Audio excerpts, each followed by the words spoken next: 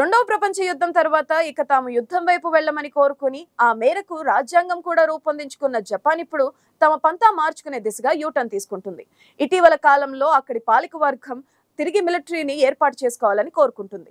తమ దేశం వైపు చూస్తే భయపడేలా మిలిటరీని పెంచుకోవాలని కోరుకుంటుంది. ప్రపంచ రాజకీయాల్లో తాను కూడా తమ వంతు పెత్తనం చెలాయించాలని చూస్తుంది. గత బుధవారం నాడు వాషింగ్టన్ లో అమెరికా అధ్యక్షుడు జో బైడెన్, జపాన్ ప్రధాని ఫుమియో కిషిడాల మధ్య చర్చలు జరిపాయి. గురూజీ రామ్ నారాయణ్ జీ ప్రపంచ ప్రఖ్యాత జ్యోతిష్యులు ఇప్పుడు మన హైదరాబాద్ లో ఎటువంటి సమస్యలకైనా తక్షణ పరిష్కారం చేయబడును. సంప్రదించండి 96651137 9000004357. ఇరు దేశాల మధ్య బలమైన రక్షణ సంబంధాలను ఏర్పాటు చేసుకోవాలన్న ప్రతిజ్ఞ, ఆ దిశలో వేసిన ముందడుగు ప్రపంచానికి ప్రమాద ఘంటిక మోగించినట్లుగా భావించాలని అంటున్నారు పరిశీలకులు. చైనాను అడ్డుకోవడం ఈ దేశాలు దీర్ఘకాలిక వ్యూహమే అయినప్పటికీ దాని ఎన్నికల ప్రయోజనాలకు ఉపయోగించుకునేందుకు కూడా చూస్తున్నారు. జపాన్ ప్రధాని కిషిడా మీద జనంలో తీవ్ర అసంతృప్తి ఉన్నట్లు ఇటీవల సర్వేలు వెల్లడించాయి. నవంబర్లో జరిగే ఎన్నికల్లో డొనాల్డ్ ట్రంప్ రూపంలో జో బైడెన్ తీవ్ర సవాల్ని ఎదుర్కొంటున్నారు. ఈ నేపథ్యంలో జనం దృష్టిని మళ్లించేందుకు చైనా బూచిగా చూపారని కూడా పరిశీలకులు భావిస్తున్నారు. ఆసియా పెసిఫిక్ ప్రాంతం లేదా మరెక్కడైనా యథాతథ స్థితిని మార్చేందుకు బలప్రయోగం లేదా ఒత్తిడి ద్వారా ఎవరైనా ప్రయత్నిస్తే దృఢంగా ఎదుర్కొంటామని ఇరువురు నేతలు అన్నారు. చైనాతో సవాళ్లను ఎదుర్కొనేందుకు చేస్తున్న కృషిని కొనసాగించాలని నిర్ణయించినట్లు చెప్పారు. ఉక్రెయిన్ ఈ రోజు రష్యా దురాక్రమణకు గురైంది. రేపు తూర్పు ఆసియా పరిస్థితిని ఎదుర్కోవచ్చని జపాన్ ప్రధాని కిషిడా ఆరోపించారు. త్వరలో అమెరికా, జపాన్, బ్రిటన్ మిలిటరీ విన్యాసాలు జరపనున్నాయని, అవి ఏ ఒక్క దేశానికి వ్యతిరేకం కాదని జో బైడెన్ అన్నారు. ఒంటరిగా లేదా మరో దేశంతో కలిసి ఎవరు సైనిక విన్యాసాలు జరిపినా, వాటిలో భాగంగా ఆయుధ ప్రయోగాలు, ప్రదర్శనలు చేసినా అది బల ప్రదర్శనంగానే ఉంటుంది. అలా చేయడం ద్వారా కొన్ని దేశాలను భయపెట్టేందుకు తప్ప మరొకటి కాదు.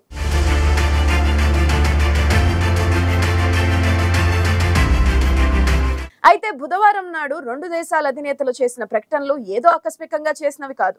మరింత దూకుడుగా మిలిటరీ కూటమిని మార్చేందుకు ఏడాది క్రితమే అమెరికా, జపాన్ చేసిన ప్రకటనను జపాన్ కమ్యూనిస్ట్ పార్టీ వ్యతిరేకించింది. అమెరికా మిలిటరీ కమాండ్ ఆధీనంలో జపాన్ స్వయం రక్షక దళాలను ప్రతిదాడులు చేసేవిగా, ఇతర సామర్థ్యాలను పెంచేందుకు చూస్తున్నారని, అవసరమైనప్పుడు శత్రు దేశాలను దెబ్బతీస్తామని బహిరంగంగా చెప్పటమేనని కూడా సదరు పార్టీ తెలిపింది. ఇప్పటి వరకు ఉన్న ఇరు దేశాల ఒప్పందానికి ఇది పూర్తి వ్యతిరేకమని కమ్యూనిస్ట్ పార్టీ చెబుతుంది.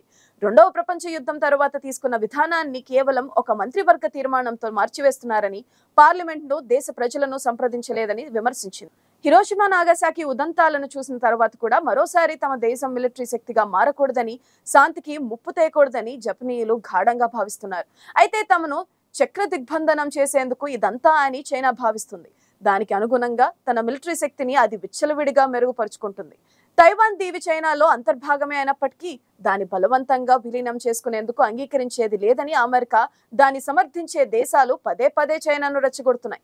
మరోవైపు దక్షిణ చైనా సముద్రంలోని దీవులను ఆక్రమించుకునేందుకు చైనా పూనుకున్నదని, నౌకా రవాణా స్వేచ్ఛగా జరిగేందుకు అవరోధాలు సృష్టిస్తుందన్నదే ఆరోపణలతో ఆ ప్రాంతంలో ఉద్రిక్తతలు కొనసాగుతున్నాయి. చైనా ఆధీనంలోని కొన్ని దీవులు తమవంటూ ఫిలిప్పీన్స్ ఇటీవల వాటిలో ప్రవేశించేందుకు ప్రయత్నాలు చేసింది. అగ్రరాజ్యపు కాంక్షతో ఎదుగుతున్న చైనాను దెబ్బతీసేందుకు అమెరికా దీర్ఘకాలంగా పన్నుతున్న వ్యూహాల్లో జపాన్ను మచ్చిక చేసుకోవడం కీలకమైంది. అయితే వర్తమాన రాజ్యాంగం ఉనికిలో ఉన్నంత వరకు జపాన్ ఏ మిలిటరీ కూటమిలోనూ చేరేందుకు అవకాశం లేదు.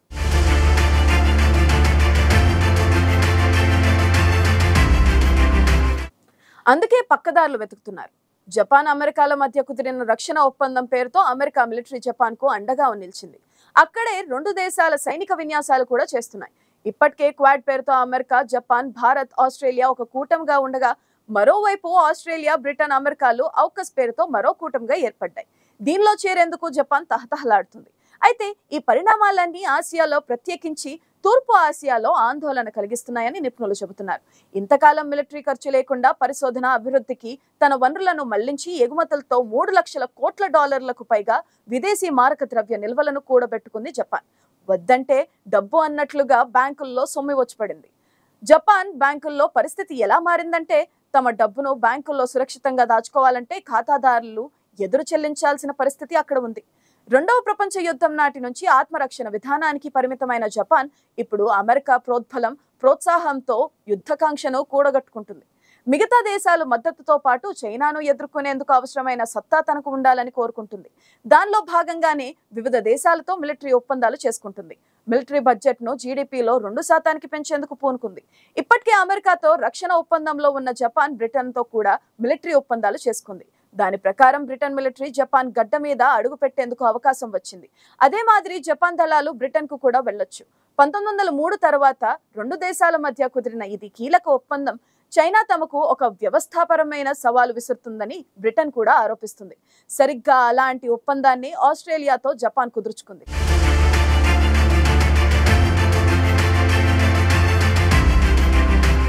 జపాన్, బ్రిటన్, ఇటలీ మధ్య కుదిరిన ఒప్పందం ప్రకారం తరువాతి తరం యుద్ధ విమానాలను అభివృద్ధి చేసేందుకు పూనుకుంటారు. ఉత్తర కొరియా అణు క్షిపణి ముప్పులను ఎదుర్కొనేందుకు సహకరిస్తామని ఫ్రాన్స్ ప్రకటించింది.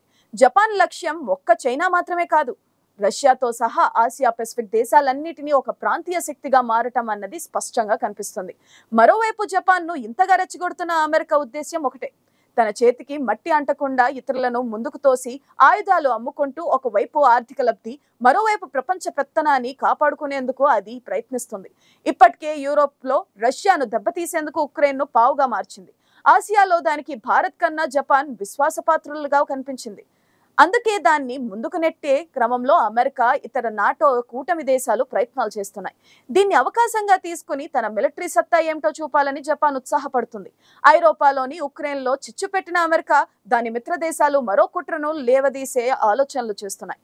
అయితే ఇటీవల చోటు చేసుకున్న కొన్ని సంఘటనలను చూస్తే అమెరికాకు ఇన్నాళ్లు ఉన్న అగ్రరాజ్యం హోదా ఉందా లేదా అన్న అనుమానాలు కూడా కలుగుతున్నాయి. జపాన్ కు చెందిన ఒకినావా దీవులు తైవాన్ కు కూతవేటు దూరంలో ఉంటాయి.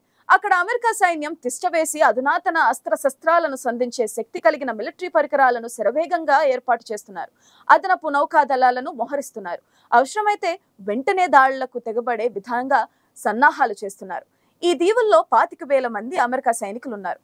25కు పైగా మిలిటరీ కేంద్రాలున్నాయి. జపాన్లోని మొత్తం అమెరికా సైనిక స్థావరాలు, కేంద్రాల్లో 70% ఒకినావా దీవుల్లోనే ఏర్పాటు చేశారు. ఆనాడు రెండో ప్రపంచ యుద్ధం తర్వాత ఆయుధాల జోలికి వెళ్లబోమని ప్రకటించిన జపాన్ ఇప్పుడు అవే ఆయుధాల కోసం అమెరికా అండ కోసం తహతహలాడుతుంది. ఇది ఏ పరిణామాలకు దారితీస్తుందన్నది కాలమే నిర్ణయిస్తుంది.